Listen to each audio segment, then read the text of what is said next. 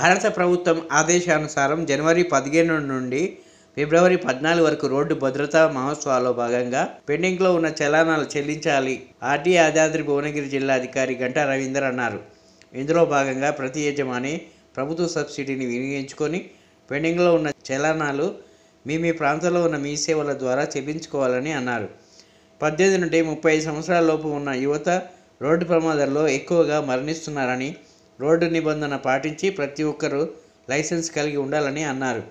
ప్రతి వ్యక్తి కూడా హెల్మెట్ ధరించి తన ప్రాణాలతో పాటు ఎదురుగా వచ్చే వాహనదారుడి యొక్క ప్రాణాలు కాపాడాలని అన్నారు. భారత ప్రభుత్వం అనుసరించి జనవరి 15 నుంచి ఫిబ్రవరి 14 వరకు భద్రతా రోడ్డు మాసోత్సవం జరుగుతున్నది. ఈ రోడ్ సేఫ్టీ మంత్ సందర్భంగా మేము ఆర్టీఏ తరఫున ట్రాన్స్పోర్ట్ కమిషనర్ గారి ఆదేశాల ప్రకారము డిటిఓ యాదాద్రి నుండి వివిధ మండలాలు, వివిధ స్కూళ్ళు, వివిధ కాలేజీలలో విద్యార్థులకు, అదేవిధంగా ఆటో డ్రైవర్స్కు, లారీ డ్రైవర్స్కు, వివిధ వాహనాలు తోలే అందరికీ కూడా మేము అవేర్నెస్ కల్పించడం జరుగుతుంది. అదేవిధంగా ఇప్పుడు మీడియా ద్వారా నేను వాహనదారులకు ఒక విజ్ఞప్తి చేస్తున్నాను. దయచేసి రోడ్డు నిబంధనలు పాటించండి. తప్పనిసరిగా లైసెన్స్ లేకుండా నడపడము, ఓవర్లోడ్ నడపడము, రాంగ్ డైరెక్షన్లో రావడము, అది over speed, drunk and drive, rash and negligence drive, ఈ విధంగా నడపడం వల్ల వేలాది మంది ప్రాణాలు కోల్పోతున్నారు.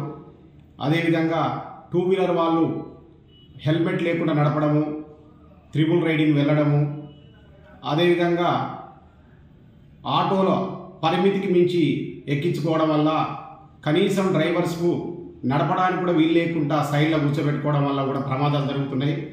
భారతదేశం మొత్తం మీద చూస్తుంటే ప్రతి సంవత్సరము 1,68,000 మంది చనిపోతున్నారు.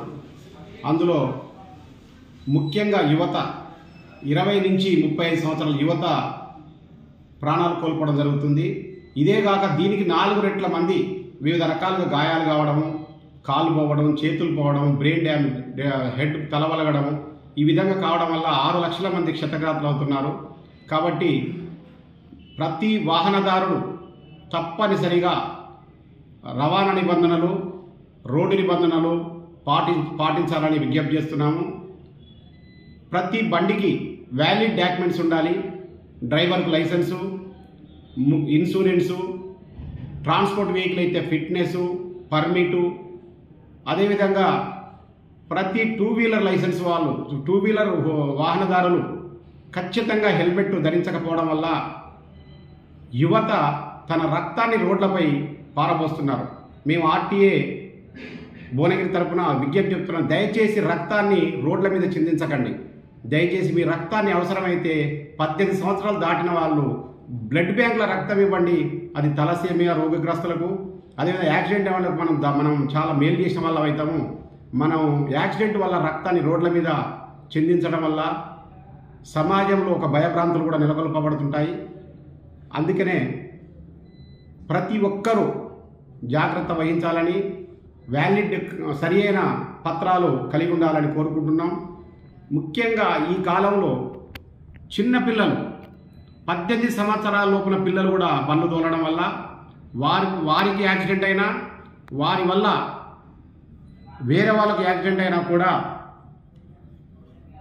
వాళ్ళ తల్లిదండ్రులు బాధ్యులవుతారు. అదేవిధంగా బండి ఓనర్ కూడా బాధ్యుడవుతాడు.